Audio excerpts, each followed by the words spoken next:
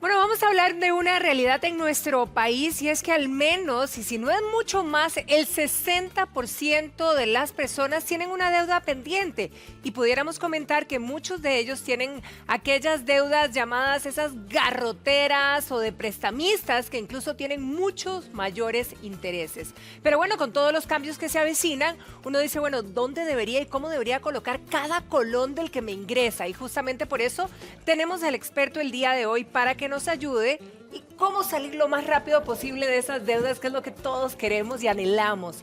Daniel Suchard, muy buenos días, un placer tenerte aquí. Pati, muchísimas gracias por la invitación y para mí es un placer, un honor y por supuesto un privilegio poder compartir con nuestra audiencia con este tema tan delicado porque 60% yo creo que nos podemos quedar hasta cortos. Muy cortillos, quizás, sí. Lo que pasa es que ese es el número oficial que hay, digámoslo así, registrado. Sí, registrado en banca, pero estamos hablando de muchos que están fuera de la banca. Sí, exactamente, porque acabas de comentar algo de que son los prestamistas informales, esas garroteras que no se pueden determinar de parte de la Superintendencia de Entidades Financieras, entonces obviamente el número podría ser hasta mayor, más no se tiene el registro. Entonces simplemente es para ir poniendo una cifra exponencial. Ahora, exactamente. ¿Cuáles son las deudas, si pudiéramos clasificarlas, de las que más nos cuesta salir? Bueno, usualmente todas las familias, un núcleo familiar siempre tiene, o por lo menos la mayoría de ellas que contraen una deuda, están siempre endeudados con el tema de la casa, el tema del carro y el tema de los electrodomésticos. Digamos que esas son las tres deudas más comunes que se pueden ver en un núcleo familiar. Después vienen otras deudas que son las típicas personales, que es ya sea para hacer un arreglo de la casa o también pagar otro tipo de deudas, etcétera, etcétera. Pero digamos que esas tres son las más comunes o las que convergen la mayoría de la naturaleza de las deudas en Costa Rica. Ahora, estamos muy endeudados con esos aparatos electrónicos también, ¿verdad? Eso es una cifra alta. Bueno, lo que sucede, Pati, es que en el tema de los carros y en el tema de las casas, uno, digamos, tiene intereses muy bajos y también son plazos muy largos. Digamos que un carro puede estar entre 5 a 7 años y una casa, por supuesto, lo vemos en estas expos que se ven prácticamente a 30 años. Pero en el caso de los electrodomésticos, en la línea blanca, vamos a ver neveras, lavadora, secadora, incluso licuadoras, planchas, etcétera, estamos hablando de algo muy cortoplacista, de 1 año, 2 años, pero es ahí donde hay un juego matemático donde obviamente la casa proveedora hace su buen marketing, su buen mercadeo para obviamente enganchar esos clientes, pero los clientes a veces no entienden muy bien si cuando están pagando de contado es una ganga o cuando están pagando a plazos o digamos a pagos cada 15 días, en realidad lo que está haciendo es, le están cobrando unos intereses muy altos. Entonces es también algo muy importante que podemos decir acá a nuestra audiencia, que cuando uno se acerca a este tipo de tiendas de electrodomésticos, uno sí pudiera preguntarle al asesor cuánto es el precio de contado y cuánto es el precio que tengo que ir pagando y sumar todas las cuotas. ¿Qué significa esto? Que si pagar de contado son 100.000 colones, pues voy a poner el número en 100.000 para hacer número rápido, pero posiblemente las cuotas sean 20 cuotas de 10.000. Y uno dice, ay, 10.000 se lo puedo hacer, pero 20 por 10.000 son 200.000. Entonces sí te podría salir hasta el doble de caro. Estoy haciendo un ejemplo hipotético, no estamos simplemente... Sí, obvio. Pero eso es lo que generalmente pasa. Lo que pasa es que no tenemos más de 10.000 pesos, ¿verdad?, para pagar. Por ejemplo, si hablamos de una licuadora o de una refri, digamos, que es un aparato que generalmente la gente o compraríamos, digamos, a más plazo porque es más cara. ¿Cuánto podría más caro salir aproximadamente con la experiencia que tenés? Bueno, usualmente lo que sucede es que existe una tasa de interés que se llama la tasa de interés efectiva o la tasa efectiva, que al final es lo que termina uno pagando por ese electrodoméstico. Vuelvo a repetir, bueno, ya 100.000 no es una nevera, pero vamos a poner que la nevera cueste 100.000. Entonces, obviamente uno va a cotizar unos plazos de 2 años, de 3 años, y la cuota que puede ser mensual o quincenal. Esa cuota posiblemente cuando la sumes podría estar entre 50 y 60% más de lo que puede costar el propio electrodoméstico, en este caso una lavadora, si lo pagas de contado. Entonces, es ahí donde uno tiene que sacar su costo-oportunidad, porque si bien es cierto, es una facilidad que da la casa proveedora, digamos, de este tipo de electrodomésticos, puede ser que uno no tenga el efectivo o el menudo en ese momento y sí le toque pagar a plazos. Ahora, ¿qué pasa, por ejemplo, si me pongo a comparar, ¿verdad? El hecho de comprarle en un lugar en que me puedan financiar, que ya no es un banco, sino puede ser una tienda o qué sé yo, o pedirle esa plata a un prestamista, por ejemplo, que me dé toda la plata y yo comprarla aquí de contado. ¿Cómo sopesar esas dos opciones? Bueno, aquí el tema es que los prestamistas, que son prestamistas informales, en este caso son personas que están fuera de la banca o del sistema financiero, que no son auditados. Con eso empezamos la entrevista de hoy, que 60% más existe gente que está por fuera del radar.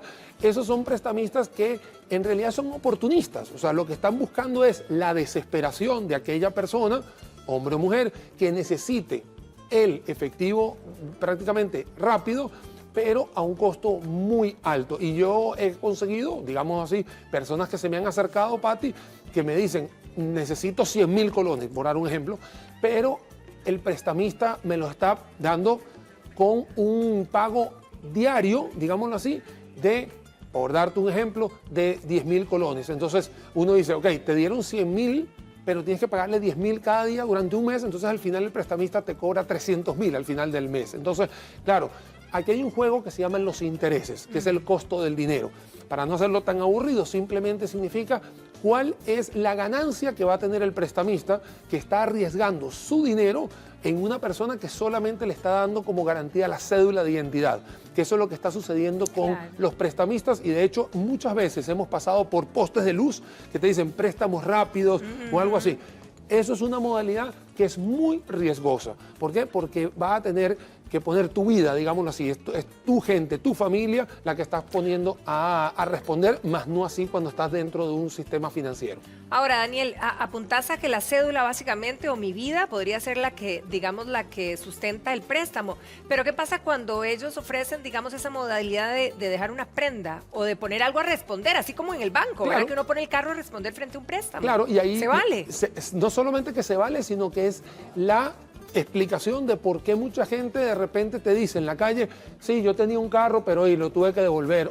¿Por qué? Porque lo que hicieron fue hipotecar ese carro de forma informal, porque al final eso fue lo que sucedió. ¿Cómo se hace eso?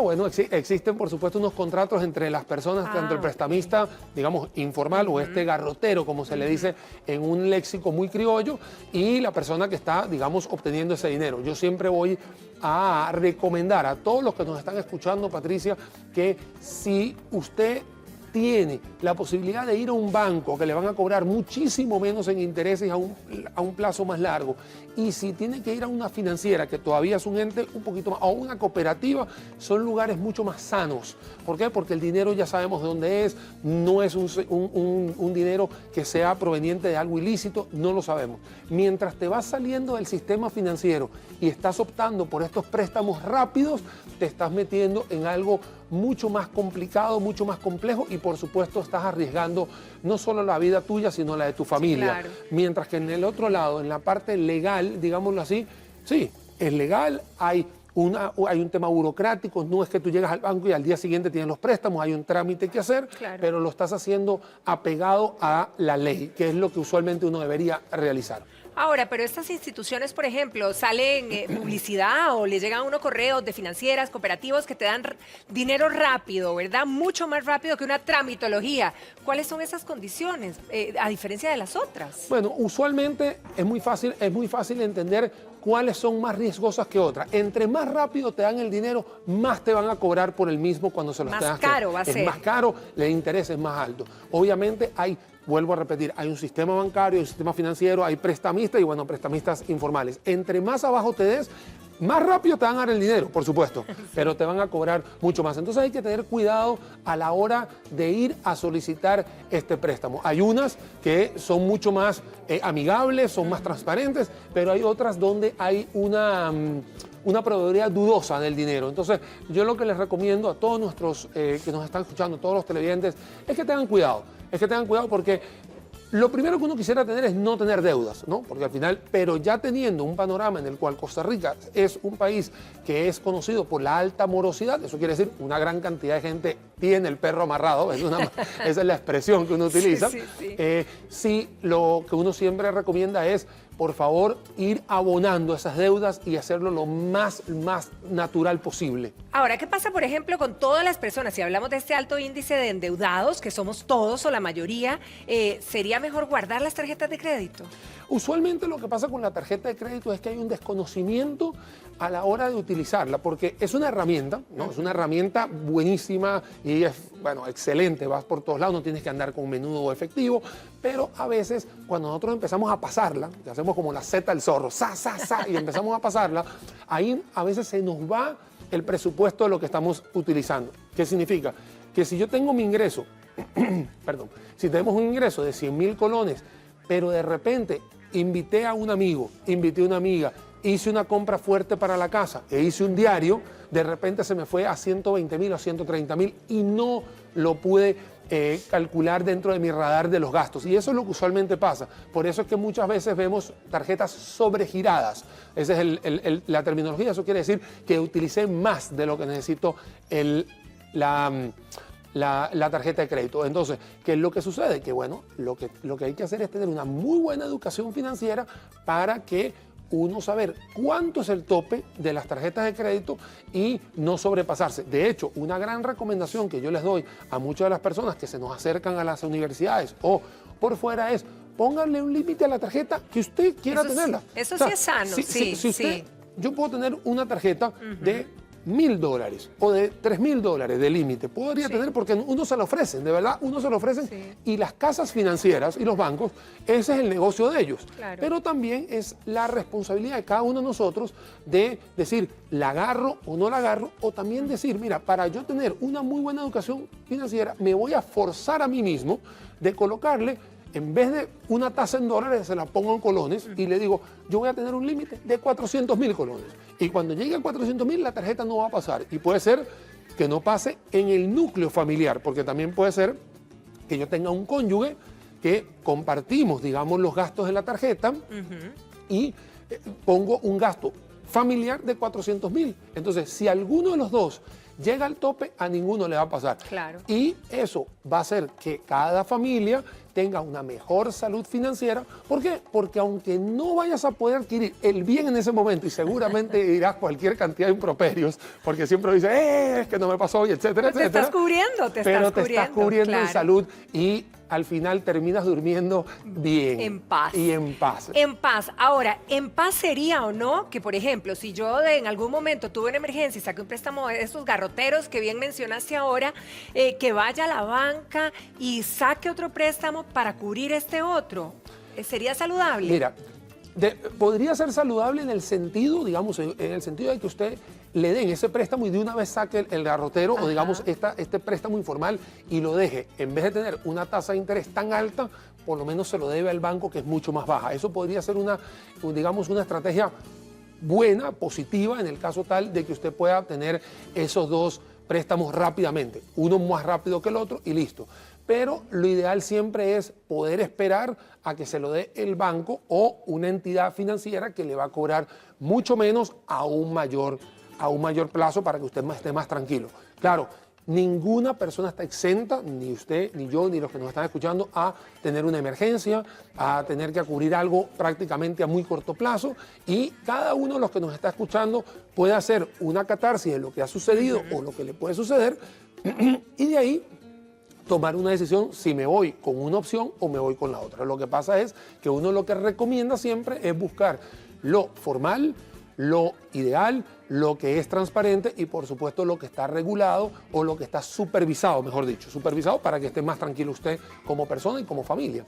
Ahora, aquí quiero pedirte una recomendación, porque sé que hay mucha gente que en este momento debe estar pensando en a lo mejor endeudarse en una casa, endeudarse con su carro nuevo o carro de segunda. ¿Será momento de hacerlo ahora, antes de los cambios que vienen para julio?